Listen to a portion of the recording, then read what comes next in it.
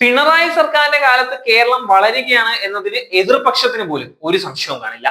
ഇത്തവണത്തെ കേന്ദ്ര ബഡ്ജറ്റിൽ കേരളത്തെ അവഗണിച്ചു എന്നുണ്ടെങ്കിലും അതെല്ലാം അതിജീവിക്കുന്ന തരത്തിലുള്ള ഒരു ബഡ്ജറ്റ് തന്നെയായിരുന്നു കേരള സംസ്ഥാനത്തിന്റേത്. കേരളം ഒട്ടാകെ ബഡ്ജറ്റ് സംതൃപ്തി നൽകുന്ന ഒരു കാര്യം തന്നെയാണ്. സംരംഭങ്ങൾ തുടങ്ങുന്നവരെ പ്രോത്സാഹിപ്പിക്കാൻ പ്രത്യേകിച്ച് ഈ ബഡ്ജറ്റിൽ ശ്രദ്ധിക്കുന്നുമുണ്ട്.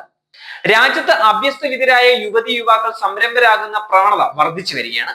നിരവധി സ്റ്റാർട്ടപ്പുകളാണ് ക്യാമ്പസുകളിൽ നിന്ന് രൂപപ്പെട്ടു വരുന്നത്. ദേശീയ സംസ്ഥാന തലങ്ങളിൽ സ്റ്റാർട്ടപ്പുകളെ പ്രോത്സാഹിപ്പിക്കാൻ നിരവധി പദ്ധതികളുമുണ്ട്. 18 വയസ്സ് പൂർത്തിയായവർക്ക് സ്റ്റാർട്ടപ്പ് ഇന്ത്യ പദ്ധതിയിൽ ധനസഹായത്തിന് അപേക്ഷിക്കാവുന്നതുമാണ്. സ്കീമിൽ 10 ലക്ഷം രൂപ വരെ ധനസഹായം ലഭിക്കും. സ്റ്റാർട്ടപ്പ് ഇന്ത്യ സീഡ് ഫണ്ടിലൂടെ സംരംഭങ്ങൾ വികസിപ്പിക്കാം. ഏഞ്ചൽ വെഞ്ചർ ക്യാപിറ്റൽ ഫണ്ടുകൾ, ബാങ്ക് വായ്പ എന്നിവ സ്റ്റാർട്ടപ്പുകൾക്ക് ലഭിക്കുന്നതുമാണ്.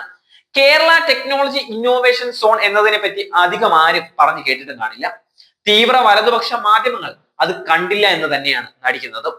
ഈ ഫെസിലിറ്റിയുടെ ഉള്ളിൽ ചെറുതും വലുതുമായ 90 കമ്പനികളോളമാണ് ഉള്ളത്. നിങ്ങൾ മുന്നോട്ട് വെക്കുന്ന ഒരു ഐഡിയ ലോകം മുഴുവൻ അറിയാൻ പോകുന്നത് ഇതുവഴി തന്നെയായിരിക്കും.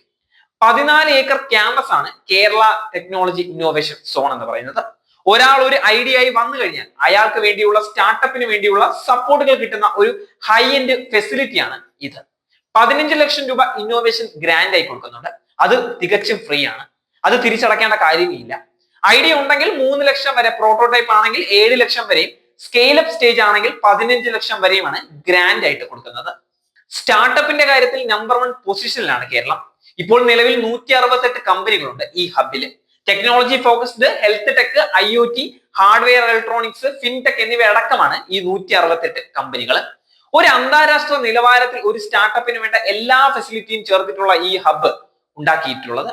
ഈ ഹബിന്റെ പ്രത്യേകത എന്ന് തന്നെ ഇവിടെ സ്റ്റാർട്ടപ്പിന് വന്നാൽ ഇവിടെ ആ കമ്പനിക്ക് വളരാൻ വേണ്ടിയുള്ള എല്ലാ കോ വർക്കിംഗ് സ്പേസ് മാത്രമല്ല, മൾട്ടിപ്പിൾ ഇവന്റ് ഹാളുകളുമുണ്ട്. ഇവന്റ്സ് നടത്താൻ വേണ്ടി അത് ഗുണകരം ചെയ്യും. ഒരു സ്റ്റാർട്ടപ്പിന് വേണ്ടിയുള്ള കംപ്ലീറ്റ് എക്കോ സിസ്റ്റമാണ് നിങ്ങൾക്ക് ബിൽഡ് ചെയ്യാൻ അവിടെ പറ്റുന്നത്. ഇന്നിപ്പോ കേരളത്തിൽ 6200ഓളം സ്റ്റാർട്ടപ്പ് കമ്പനികളാണ് ഇവരുടെ സപ്പോർട്ട് ചെയ്യുന്നത്. നിങ്ങൾ ഒരു ഐഡിയയുമായി വന്നാൽ അതിനുവേണ്ട എല്ലാ ടെക്നിക്കൽ സപ്പോർട്ടും തരാൻ സാധിക്കുകയും ചെയ്യും.